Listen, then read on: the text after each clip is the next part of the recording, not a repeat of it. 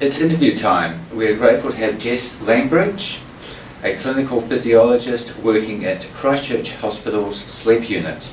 Jess has a background in psychology, gaining a master's degree from the University of Canterbury in 2016. Pursuing her interest in sleep and science has taken her to the allied health field. She is currently completing postgraduate study in medical technology. Welcome, Jess, to Goals and Growth. Thank you very much for having me. Pleasure.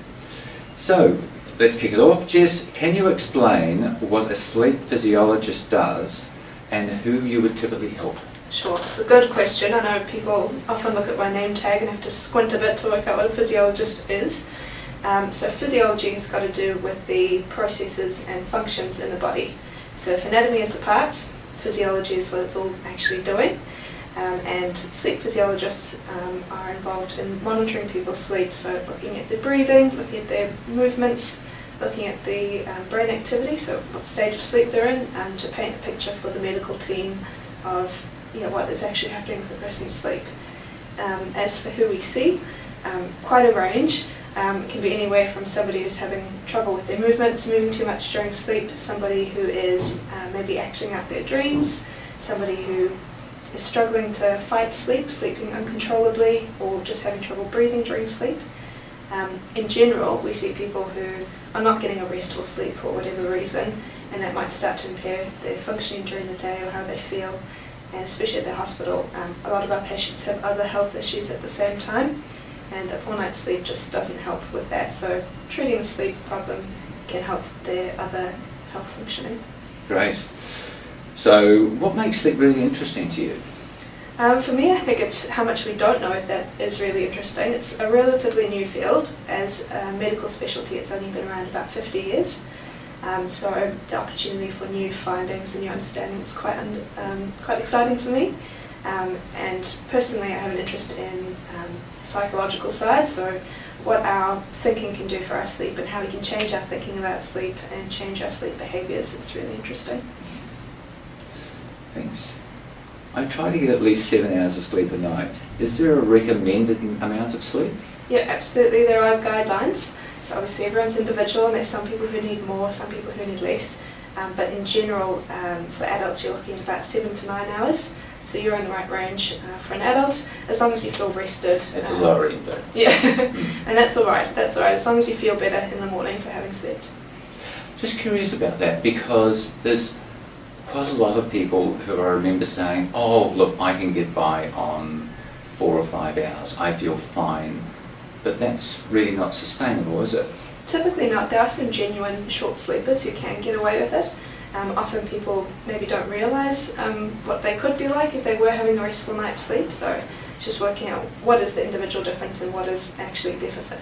Do we have sort of a percentage, perhaps, of the general population that are likely to be, genuinely okay with a significantly lower level of sleep? Is it, is it 10%? I'm not so sure about that myself. Typically we're seeing people who actually are having to make up for poor sleep, so they have a poor sleep quality and end up having to sleep longer to make up for it. I think that would be more common than people who just genuinely run on 4 hours or whatever it is. Is it just about the amount, the quantity of sleep, or is the quality important too? Definitely quality is important as well. And it's not just time in bed, it's time sleeping with quality sleep. So enough sleep, good quality sleep are definitely parts of the puzzle. Both are important. Absolutely. What happens if we don't get enough sleep? Does it make us feel tired, or are there other effects? It definitely makes us feel tired. Some people makes it a little bit grumpy or irritable as well, is quite common. It can be mood changing then. Yep, can be. In the short term, you're looking at things like impaired judgment, struggling to hold new information is very common, and also increasing your risk of serious accident or injury, which is especially important for people with certain jobs or who spend a lot of time behind the wheel. In the longer term, sleep deprivation has other consequences as well.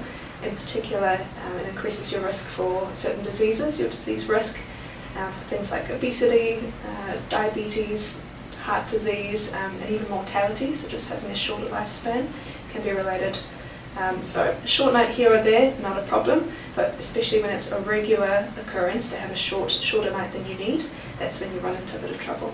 Yeah.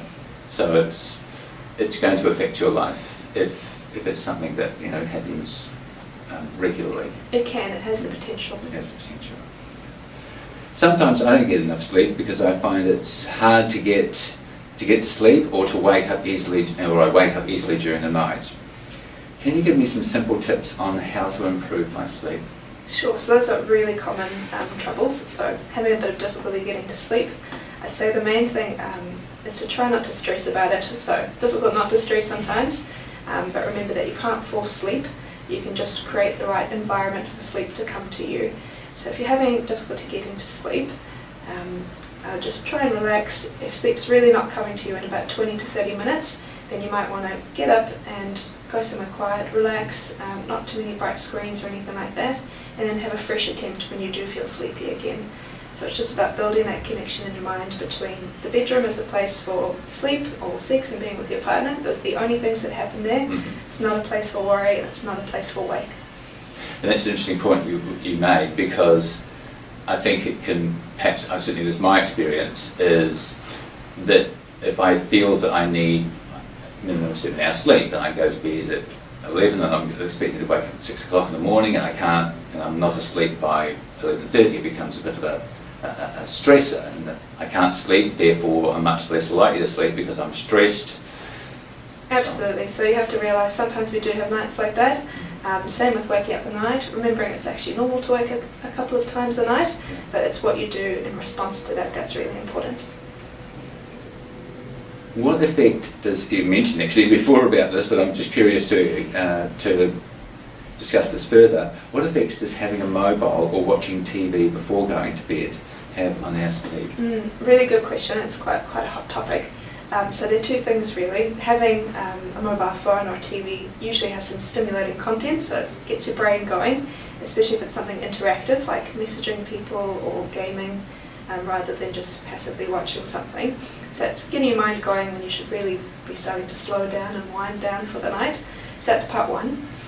The other part is those devices all have artificial light, which can sometimes confuse your body's biological clock.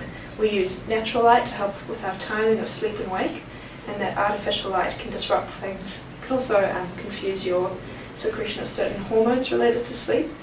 So there's definitely an effect there. A lot of people say that they're not worried or that they can fall asleep easily in front of the TV, but we know it affects your sleep timing and your sleep quality, which is not to say that you don't need to use or that you have to ban technology. It can be really helpful before sleep. Just maybe you want to investigate some of the cool apps out there which can help to dim your screen so you don't get as much light, or put in one of those blue light filters you might have heard about, which limits the amount of blue light because that's the main offender.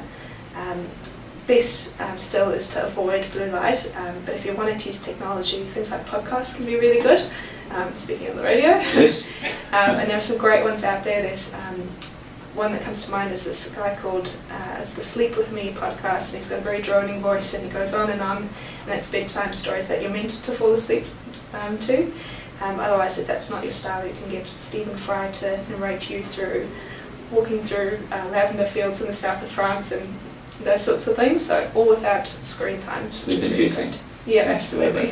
Just to help those.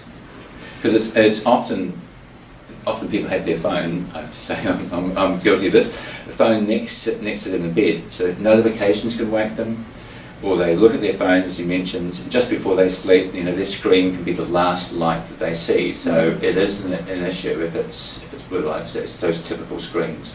Although I know that, I think that Apple had changed their,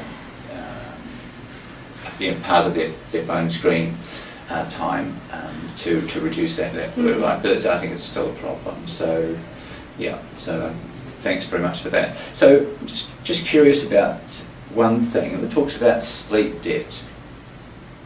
What is it, and how do we repay it? Yeah, good question. So if we are not sleeping well for many nights, there's this idea of sleep debt that you're not getting enough sleep or as much sleep as you need, so you might need to catch up.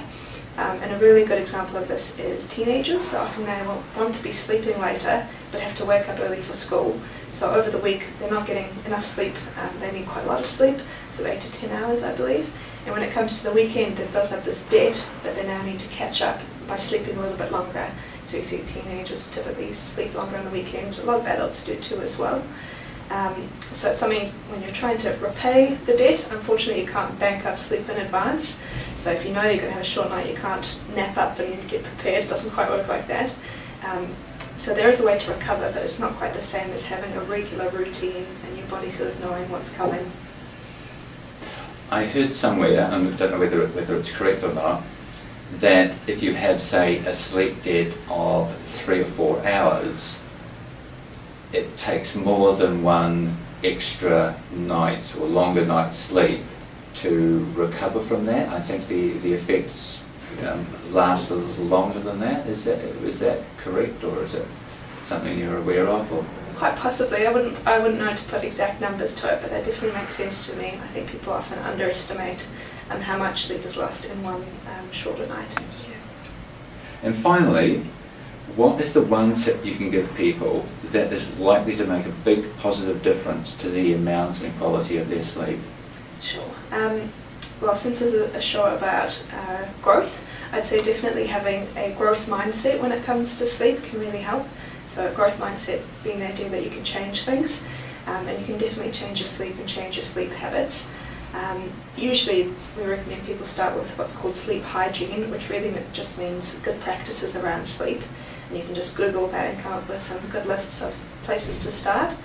So pick something, everyone can improve on something, and stick with it for a while. And if you're still having trouble, it's probably worth a visit to your GP. There can be certain sleep disorders, but also other medical conditions which might affect your sleep, and there's no harm in getting a professional to check it out. Fantastic. Thank you so much, Jess, for sharing your wisdom with us. Great, thanks for having me on the show.